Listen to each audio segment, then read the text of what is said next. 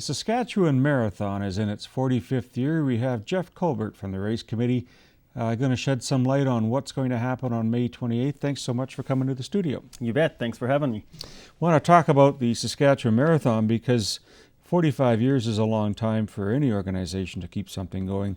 Tell us a little bit about this year's event and what's going to happen. You bet. So it's happening on the last Sunday of May, as it has for a few years now. So Sunday, May 28th, everyone will be coming down to Diefenbaker Park. We'll be having the full marathon, the half marathon, the 10K, the 5K. We've added a 2.2 family fun run as well, and then we have the marathon, which is a youth sort of school-centered run, but we've now added family teams on that as well. So there's a whole bunch of different runs involved. We're probably expecting around 5,000 people down there that day. At least probably more, because we've got about 4,000 runners expected this year. So numbers have been really good. It's going to be a lot of energy. And yes, it's the 45th year, so we want to make a big deal about that and celebrate that. So they've come up with a new design this year for the tech tops, based off an old road sign from back in 1928. And so we've taken that concept and kind of modernized it a bit. And I think it's going to be a big hit. We'll also do some sort of surprises at the Race Expo, which is on the Saturday, May 27th at Prairieland Park. It's open to the public, so anyone can come down and check out the excitement there. There'll be some vendors, package pickup, talking about a photo booth at the race committee meeting last night, and maybe a disco theme as well, kind of really getting everything organized and fitting our 45th anniversary. That is a lot. So just to back up a little bit, because the Saturday is a registration type of day? Saturday, people pre-register, and then on the Saturday, May 27th, is when they come down to pick up their T-shirts, their bib, and then there's some sort of vendors that are all kind of running or health or fitness related that are there as well, and sometimes they offer contests and prizes and giveaways and selling some gear as well. So that's a big day for us. So everyone has to come down and get their bib so that they can be prepared for Sunday. And on Sunday, this is all happening in Diefenbaker Park. That's correct. At what time and where would be a place for people to watch if they wanted to? Yeah, you bet. So parking is available in Prairieland Park, and then people cross St. Henry Ave, and that's where Diefenbaker Park is. We've got different race times, start times for the half and the full are usually around the 7 a.m., 7:30 mark. Then we've got the 5K and the 10K that follow shortly after that. And then the 2.2 will begin around 10:45, and the marathon starts at 11. So there's kind of staggered times. It's a really busy time, like around 7 a.m. The whole park is just filled with, family, friends, people coming to cheer on, and of course all the runners as well. Well, when you consider 5,000 as the start of a small city, this is quite remarkable. If you're going to run, do we know the exact route? Primarily through the Meewasin Trail, and that's I guess the major thrust of all of this is that people can watch or participate. Yeah, that's right. So almost all of our courses happen throughout the Meewasin Valley Trails. So there's lots of areas to come down and cheer on and watch the people running. Words of encouragement are always do good for those running, especially near the end of the race. So the courses will be publicized. They'll be on the website soon, probably closer to mid-May. We're still kind of finalizing some touches right now, making sure everything is okay and successful with how the city wants everything done as well. It's a big collaboration with the city and us, trying to make it a really fun course, but also a really safe course. Yeah, we wouldn't want any snow on that trail at the end of May, the way things are going. If the funds from this, there's proceeds are going to the Meewasin Valley Authority. Is there a registration fee, or people can just go online and sign up for this? Yes, that's correct. So, saskmarathon.ca is our website. They can go there to also volunteer or to register for all of the races.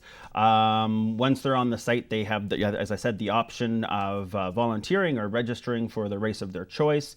And that'll also give you more information on, what the course is like, and the payments as well. There are some early bird rates, so the sooner you register, of course, the better it is. But yeah, so, and then of course you get your T-shirt, your medal, and all that included in that registration fee. Tell me a little bit about the participants that you've seen over the years. If anyone is running, we have some fairly competitive types that are attending this year. That's right. Yeah, we've had quite a few elite athletes over the years come and sort of challenge our Saskatchewan trails. So this year we have David Mutai is coming back. He is the current Sask Marathon record holder at 2 hours and 21 minutes. Super impressive. And we have a little bit of competition for him this year with Kip Kengogo. He's the winner of the 2022 Edmonton Marathon at 2 hours and 23 minutes. So very close. We're all excited now to see what's going to happen between these two and who's gonna be the winner this year. Yeah, it's quite exciting.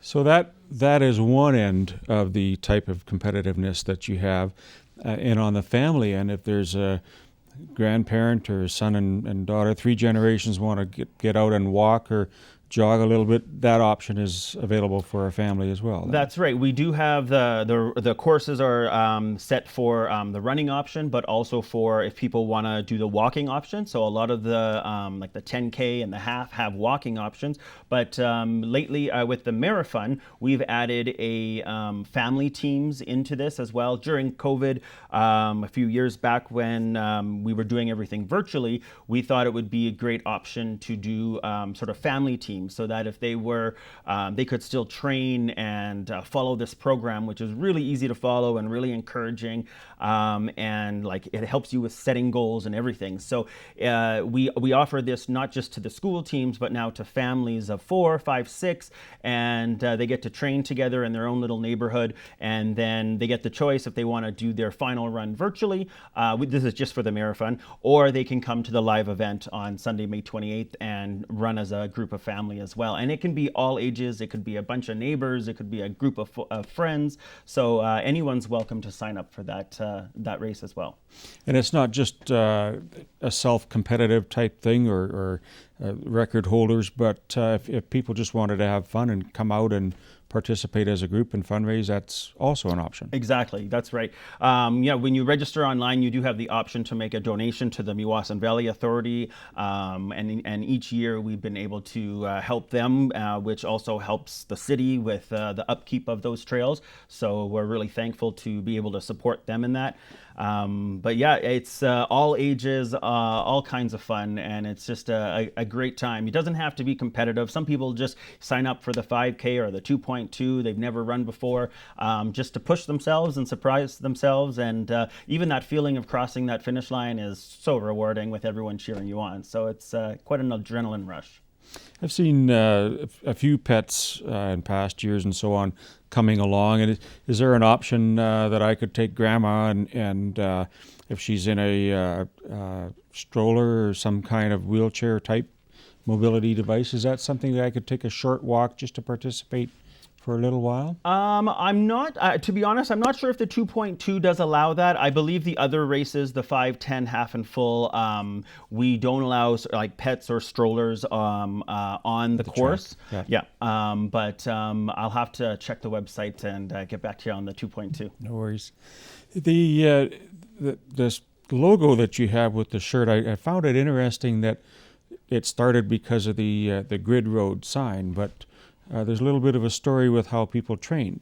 That's right. I mean, we've had thousands and thousands of runners over the years training for various runs in Saskatchewan, and this just seemed really fitting because we were so aware of how many people will have been training on grid roads, gravel roads, trails by their farm, by their house.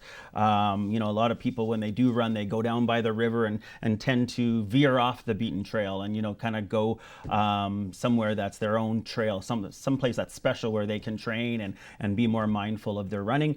We thought this shirt was really fitting this year to commemorate all the memories that people have spent running on those trails.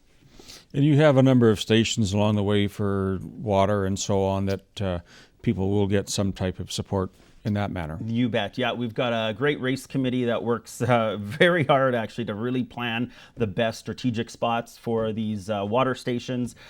We even have some cheer stations along the way and people encouraging the runners. We've had some entertainment on certain areas in the past as well. There's lots of things along the course to keep you hydrated and entertained as a runner as well. So it's really fun. And maybe just one question on a personal note. What do you think it is that attracts people in thousands attending an event like this? What is it that gravitates people towards running in a marathon? Yeah, good question. I think that's sort of different for everybody, but I think there's that feeling of sort of accomplishment and setting goals and pushing yourself. And, sometimes there's even some runners that end up changing their distances a day before or not because of, whether they were able to train as well as they thought they could, or maybe they suffered an injury and weren't able to, but they've healed and now they're just going to reduce it. But it's a challenge, and those endorphins really kick in, and it's just something really exciting. So I really encourage people to step outside the box and try something new and register and walk your first race or run your first race this year with the Sask Marathon. Jeff, thanks so much for coming down. And just one more time, where would you want people to go to get that information and to register if they are interested in this? You bet. So it's www.saskmarathon.ca. And like I said, there's all the information on there about the courses and volunteering as well. Jeff, thank you so much. Good luck. We'll see you there. Thank you so much. That's our show for today. I'd like to thank our guests, Leslie Anderson and Jeff Culbert. I'm your host, Randy Shabilo. We'll see you next time on Connect.